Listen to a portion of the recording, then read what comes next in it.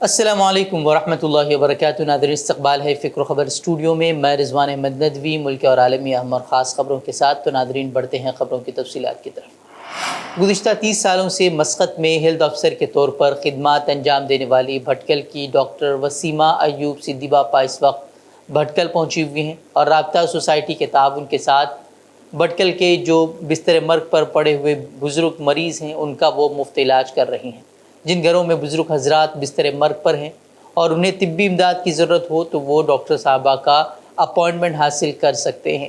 اہم بات یہ ہے کہ وہ خود مریضوں کے گھر پہنچیں گے اور ان کا معائنہ کریں گے اور ان کے لیے علاج تجویز کریں گی۔ اور اس تعلق سے محترمہ ڈاکٹر وسیمہ کو رابطہ سوسائٹی کی طرف سے بھی مریضوں کے گھر پہنچنے کے لیے اور ان کے علاج و معالجے کے لیے سواری سمیت ضروری سہولیات فراہم کی جائیں گی، جبکہ ضرورت پڑنے پر رابطہ سوسائٹی کی ایمبولینس بھی وہ استعمال کریں گے۔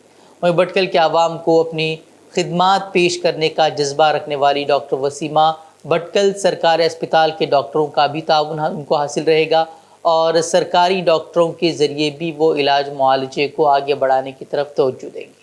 19 ستمبر سے یعنی کہ کل سے ہی انہوں نے اپنی خدمات انجام دینا شروع کر دی ہیں۔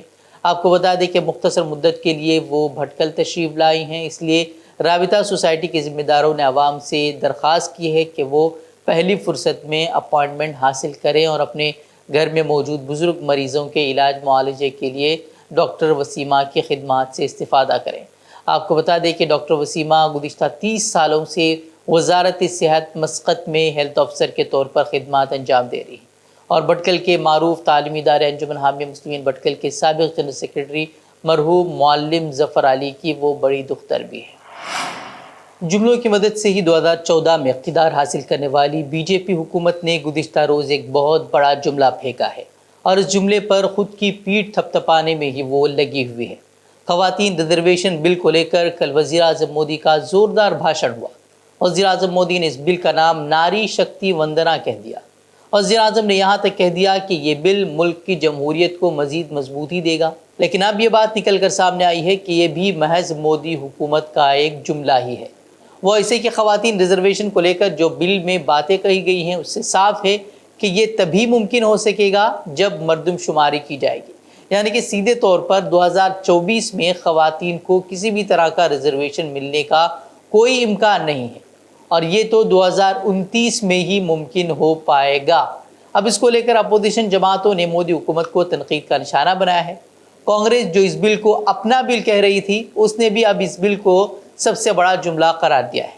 جے رام رمیش نے کہا کہ انتخابی جملوں کے موسم میں یہ سب سے بڑا جملہ ہے۔ کروڑوں ہندوستانی خواتین اور لڑکیوں کی امیدوں کے ساتھ یہ بہت بڑا دھوکہ ہے۔ وہیں آج خواتین ریزرویشن بل پر لوک سبھا میں بحث ہو رہی ہے۔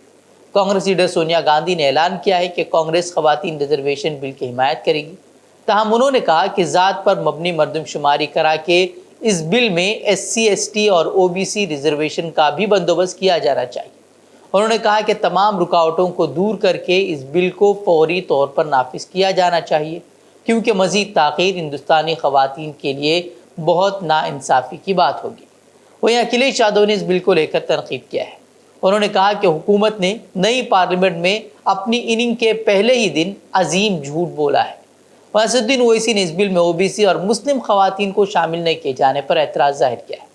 انہوں نے کہا کہ چونکہ اس بل میں او بی سی اور مسلم خواتین کو شامل نہیں کیا گیا ہے، اس لیے وہ اس کی مخالفت کرتے رہیں گے۔ جب آپ ایک قانون بنا رہے ہیں تاکہ اس میں ریپرزنٹیشن ہو ان لوگوں کا جن کا ریپرزنٹیشن نہیں ہے، تو آپ دیکھ لیجئے کہ اب تک 17 لوک سبھا کے چناؤ بھارت میں ہوئے ہیں، اس میں سے 8,992 ایم پیز منتخب ہوئے ہیں، جس میں سے مسلمان صرف 520 ہیں، جو 50% کا ایک ڈیفیسٹ ہے۔ اس 520 میں میرے خیال سے مٹھی بھر مسلم خواتین ہیں۔ تو آپ ریپرزنٹیشن کہاں دے رہے ہیں؟ کس کو دے رہے ہیں ریپرزنٹیشن؟ جن کا ریپرزنٹیشن نہیں ان کو ریپرزنٹیشن ملنا چاہیے نا۔ تو اس بل میں سب سے بڑی خامی یہ ہے کہ اس میں او بی سی مہیلاؤں کو اور مسلم مہیلاؤں کے لیے کوئی کوٹا نہیں رکھا گیا، اس لیے ہم اس بل کے خلاف ہیں۔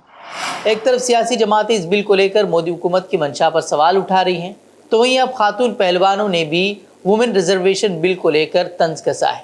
ملک کے معروف پہلوان ساکشی ملک اور ونیش پھوگاٹ نے ایک فحش ویڈیو وائرل ہونے پر رد عمل کا اظہار کیا ہے جس میں خاتون پہلوان شامل ہیں اور یہ ویڈیو جعلی ہے۔ ونیش پھوگاٹ نے لوک سبھا میں پیش کیے گئے خواتین ریزرویشن بل کا ذکر کیا۔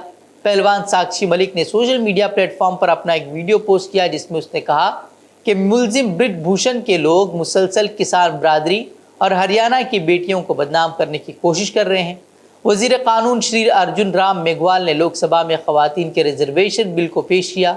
اس بل کے دونوں ایوانوں میں منظور ہونے کے بعد لوک سبھا میں خواتین ارکان کی تعداد 181 ہو جائے گی، اور اس بل کو لانے پر حکومت کو مبارکباد دینے کے ساتھ ساتھ انہوں نے یہ بھی پوچھا کہ ایک طرف حکومت خواتین کو عزت دینے کے لیے بل لا رہی ہے تو دوسری طرف خواتین کے جنسی استحصال کے الزام میں برج بھوشن جیسے شخص کو تحفظ دے رہی ہے۔ انہوں نے اس کو لے کر سوال کھڑے کیے۔ تو کانگریس لیڈر ادھیر رنجن چودھری نے الزام لگایا کہ پارلیمنٹ کی نئی عمارت کے افتتاح کے دن قانون سازوں کو آئین کی جو نئی کاپیاں دی گئی تھی اس کی تمہید میں سیکولر اور سوشلسٹ کے الفاظ موجود نہیں ہیں۔ ادھیر رنجن چودھری نے کہا کہ آئین کے جو نئے نسخے 19 ستمبر کو دیے گئے، جنہیں ہاتھوں میں پکڑ کر تمام اراکین پارلیمنٹ کی نئی عمارت میں داخل ہوئے، ان کی تمہید میں سوشلسٹ سیکولر الفاظ نہیں ہیں۔ انہوں نے کہا کہ ہم جانتے ہیں کہ یہ الفاظ 1976 میں ترمیم کے بعد شامل کیے گئے تھے، لیکن اگر آج کوئی ہمیں آئین دیتا ہے اور یہ الفاظ اس میں نہیں ہیں تو یہ تشویشناک بات ہے۔ کانگریس لیڈر نے حکومت کی منشا پر سوال کھڑے کیے اور اسے لمحے فکریہ قرار دیا۔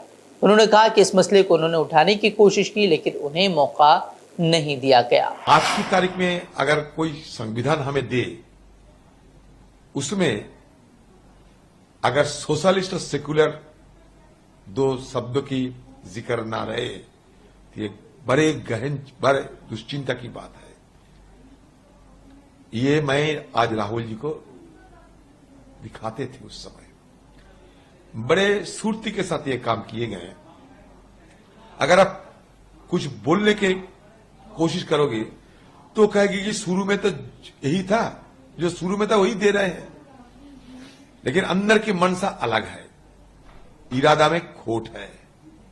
تو میں سب سے ڈرے ہوئے ہیں، میں اس سے زیادہ چنتا کر رہے ہیں کہ سنویدھان جو دیے گئے ہیں اس میں بڑی چالاکی کے ساتھ سیکولر اور سوشلسٹ یہ دونوں شبدوں کو ہٹا دیے گئے ہیں۔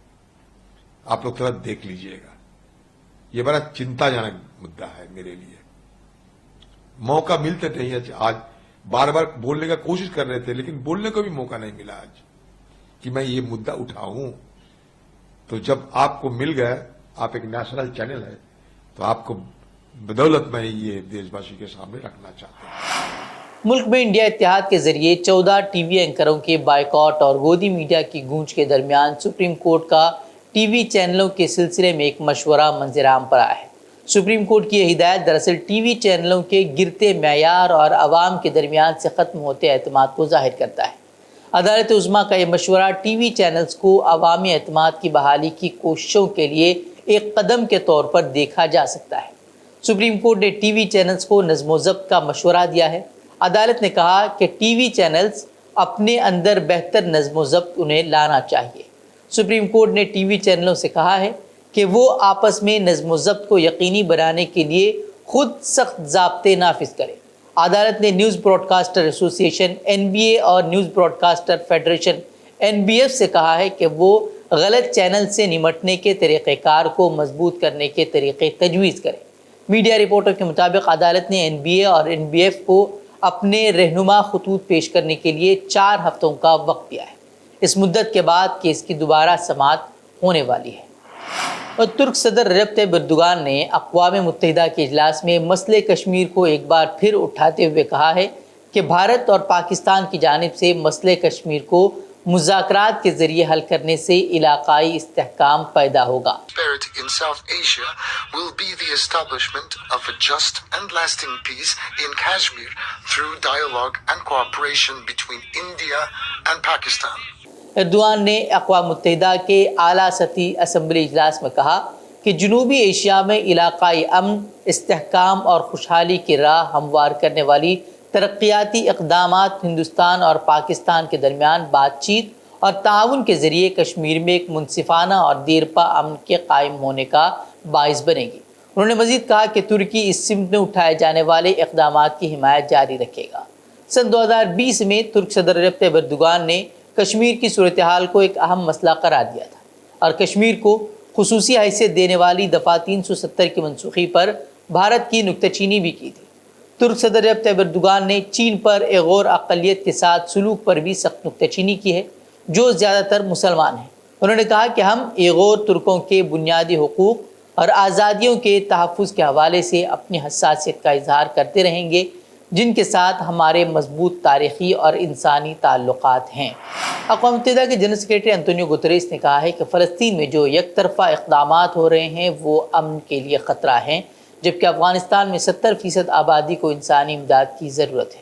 نیو یارک میں منعقدہ اقوام متحدہ کی جنرل اسمبلی کے 78ویں اجلاس کے آغاز پر افتتاحی تقریر کرتے ہوئے گوتریس نے کہا کہ دنیا بھر میں گورننس بدترین ہوتی جا رہی ہے، جس کی وجہ سے اقتصادی حالات اور فوجی تعاون کے درمیان خلیج گہری سے گہری ہوتی جا رہی ہے۔